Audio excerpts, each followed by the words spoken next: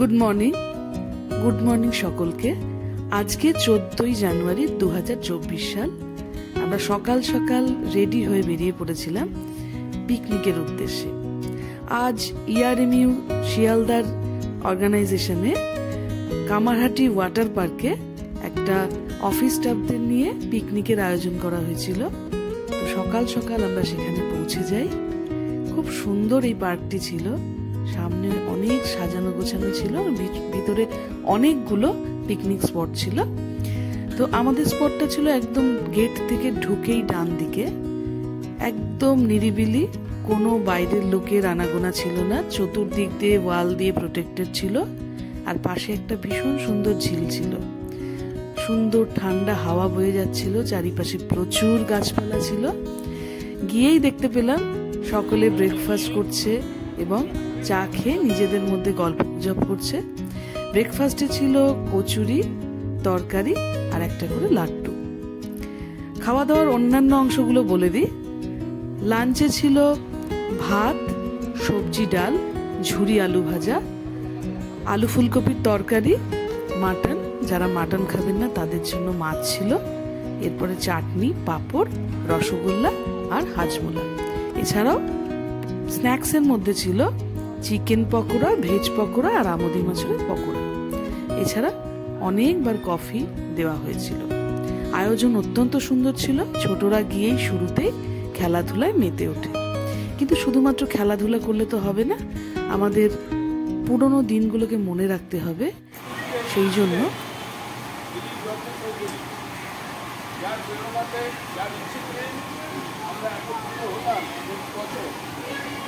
আমাদের সমস্ত কর্মকাণ্ড নেতৃত্ব চলত, সঙ্গে তার এবং এই তিনজন কোনোদিন কোনো পিকনিকে অনুপস্থিত থাকেনি। আজকে তারা অনুপস্থিত, তারা এই অনুষ্ঠান করেছে। আজকে আমরা তাদেরকে স্মরণ না করে কোনো কিছুতেই আমাদের এগোতে ভালো লাগছে না। কিন্তু দুনিয়ার নিয়মটা ওদের থেকে ত্যাগ করতেই হবে।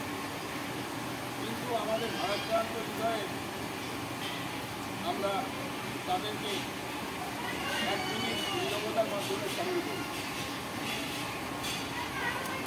করোনাকালে প্রয়াত আমাদের অত্যন্ত শ্রদ্ধেয় এবং ভালোবাসার মানুষ দিলীপ দা, বঙ্কুদা এবং গৌতম দার উদ্দেশ্যে 1 মিনিটের নীরবতা পালন করে শোক জ্ঞাপন করে এই অনুষ্ঠানের সূচনা করা হয়।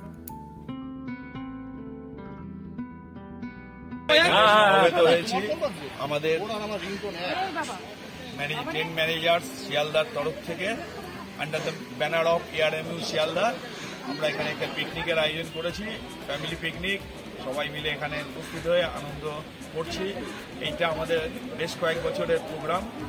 আমাদের মাঝখানে 3 বছর একটু করোনাকালে বন্ধ ছিল, তারপর আমরা আবার শুরু করেছি। আশা করি আগামী দিনে এটাকে আরও উন্নততর পর্যায়ে নিয়ে যেতে পারব। মেনু একটা ঝুরি আলু ভাজা আছে, ভাত আছে, ডাল আছে, আর একটা তরকারি হবে, আর মাটন হবে, চাটনি, পাঁপড় আর মিষ্টি। আর যারা মাটন খাবে না তাদের জন্য মাছ। ব্রেকফাস্ট ছিল লুচি আর তরকারি, সঙ্গে একটা করে লাড্ডু। আর স্ন্যাক্স ছিল হচ্ছে চিকেন পকোড়া আর ভেজ পকোড়া, সঙ্গে কফি ও আমোদিনী মাছ ভাজা।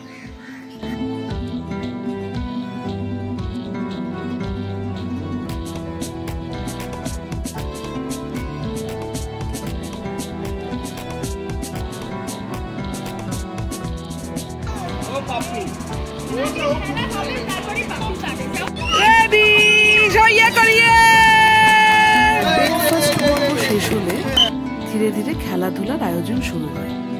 অসীমবাবু এই দায়িত্বে ছিলেন। প্রথমেই ছোটদের রেস হয়, একদম বাচ্চাদের একটা রেস হয় এবং তার থেকে বড়দের আর একটা রেস হয়। এরপরে স্ন্যাক্স এসে যায়, সকলে স্ন্যাক্স এবং কফি খায়। এই খাওয়া দাওয়া মিটলে পরবর্তী পর্যায়ে যাওয়া হয়। পরবর্তী পর্যায়ে মহিলাদের হিটিং দ্য টার্গেট ছিল, চোখে কাপড় বেঁধে, এবং এই খেলাটা অত্যন্ত ভালো হয়। এখানে কোনো ফার্স্ট সেকেন্ড থার্ড করা যায়নি, কারণ তিনজনেই ওখানে হিট করে। যে গামলাটা রাখা ছিল তিনজনেই হিট করে, ফলে এখানে সবাই ফার্স্ট হয়েছে।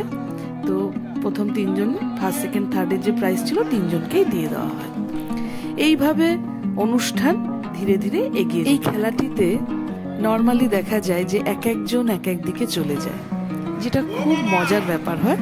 তো এক্ষেত্রেও তাই হয়েছিল, এক একজন এক এক দিকে চলে যাচ্ছিল এবং সেই নিয়ে খুব মজা হয়। আমরা বাবার পিকনিকে এসেছি। কোথায়? খুব মজা হচ্ছে। আমি ঠিক জায়গায় খেলাধুলা চলতে চলতেই বেলা গড়িয়ে আসে, 2টো বেজে যায়। তো লাঞ্চ শুরু হয়ে যায়। আমি লাঞ্চের মেনু আগেও বলেছিলাম। লাঞ্চে ছিল ভাত, ভেজ ডাল, ঝুরি আলু ভাজা, আলু ফুলকপির তরকারি, মাটন, যারা মাটন খাবেন না তাদের জন্য মাছ ছিল, এছাড়া চাটনি, পাঁপড়, রসগোল্লা আর হজমোলা। তো একদিকে খেলাধুলা চলতে থাকে, অনেকে খাওয়া হয়ে গেলে তাড়াতাড়ি চলে যাচ্ছিলেন, তাদেরকে প্রাইজও দিয়ে দেওয়া হচ্ছিল। পুরো প্রাইজটা তখন দেওয়া হয়নি, যারা যারা চলে যাচ্ছিলেন তাদের জন্য প্রাইজ দিয়ে দেওয়া হচ্ছিল। আর শেষে পুরো প্রাইজের ব্যবস্থাটা হয়েছিল। একদিকে লাঞ্চ চলছিল, একদিকে এই অনুষ্ঠানগুলো চলতে থাকে।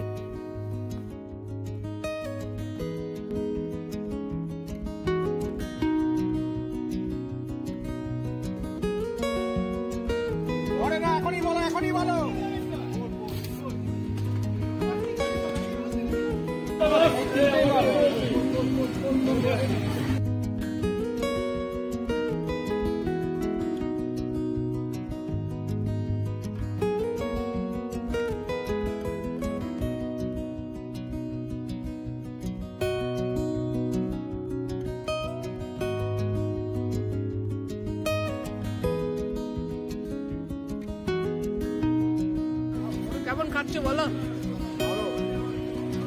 বেশ ভালো।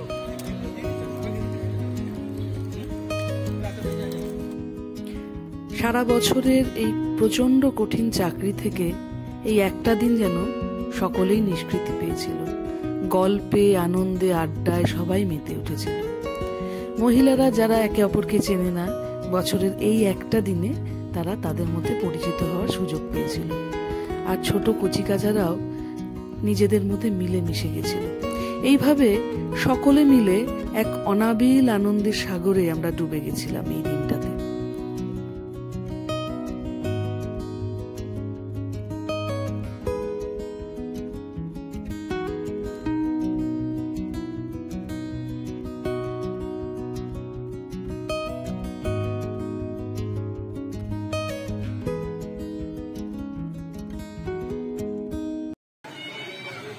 আমরা খুব আনন্দ করছি। বলে দিন।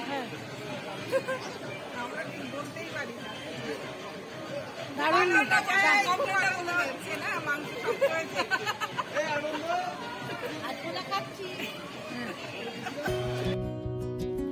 খাওয়া দাওয়ার পর্ব শেষ হলে আবার খেলাধুলায় ফিরে যাই আমরা। এইবারে যে ইভেন্টটি ছিল সেটা ছিল মহিলাদের মিউজিক্যাল চেয়ার। এই খেলাটা প্রচন্ড আকর্ষক হয়েছিল। বাইরে থেকে সমস্ত পুরুষেরা চিয়ার করছিল সবাইকে, এবং মহিলারা খুব উৎসাহ নিয়ে খেলেছিল এবং প্রচন্ড আনন্দ হয়েছিল এই খেলাটিতে। এই পিকনিকে সমস্ত মহিলাদের সম্মানার্থে তাদেরকে একটি করে ব্যাগ দেওয়া হয়েছিল। এছাড়াও প্রত্যেককে একটি করে পেনও দেওয়া হয়েছিল। এছাড়া যে বাচ্চারা কোনো প্রাইজ পায়নি তাদেরকেও একটি করে পেন্সিল বক্স দেওয়া হয়েছিল। এইভাবে সকলকে উৎসাহ প্রদান করা হয়েছিল।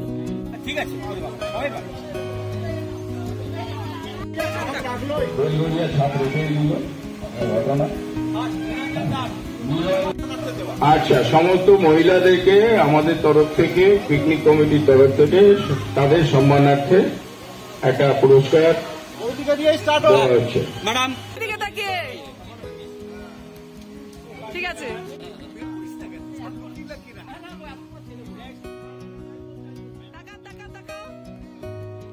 বৌদি এদিকে ঘুরে। হ্যাঁ,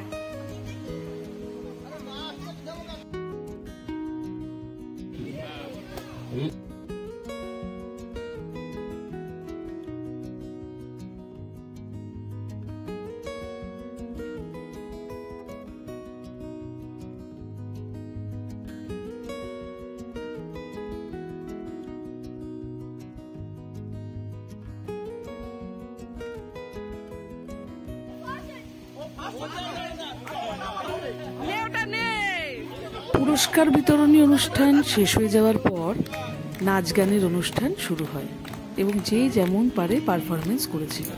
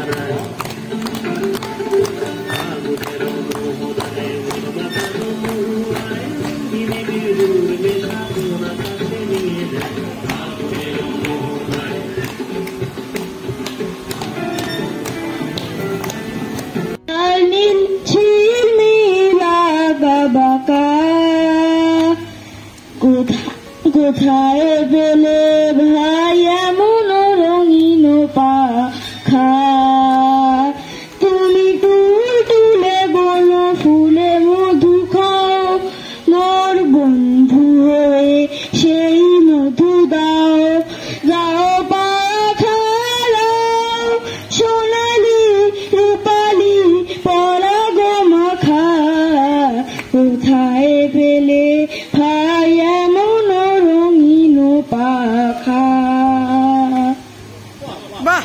তারা বলে গেল ক্ষমা করো সবে, বলে গেল ভালোবাসো অন্তর হতে বিদ্বেষ বিষ্ণাকে, বরণীয় তারা স্মরণীয় তারা, তবু বাহির দ্বারে আজি দুর্দিনে ছিলাম তাদের ব্যর্থ নমস্কারে। আমি যে দেখেছি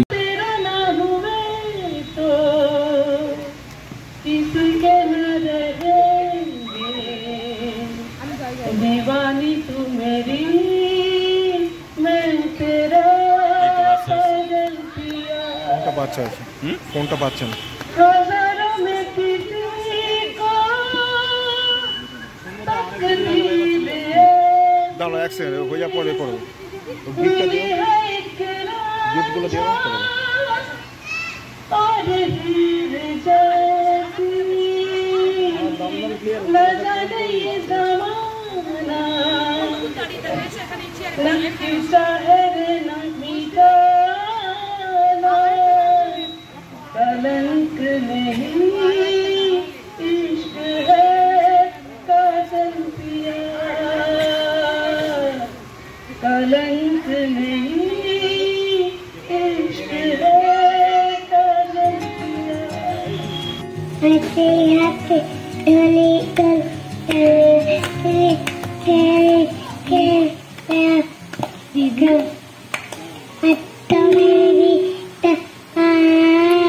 অনুষ্ঠান একদম শেষের দিকে এসে গেছিল। বাকি যে মহিলারা ব্যাগ পাননি তাদেরকে ব্যাগগুলি দেওয়া হচ্ছিল। এইভাবেই ধীরে ধীরে অনুষ্ঠান শেষের দিকে এগিয়ে যায়। একদম শেষে সকলে মিলে নাচ করে এই অনুষ্ঠানকে শেষ করা হয়।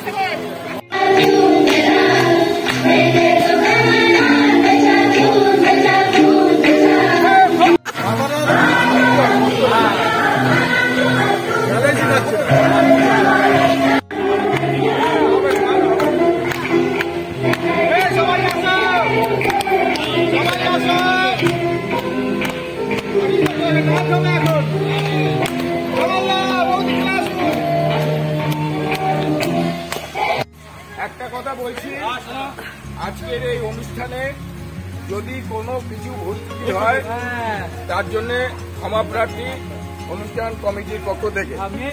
আর প্রত্যেকের কাছে অনুরোধ, আগামী বছরগুলোতে আবার আসতে হবে, আজকে বছর আবার হবে, আবার হবে। এই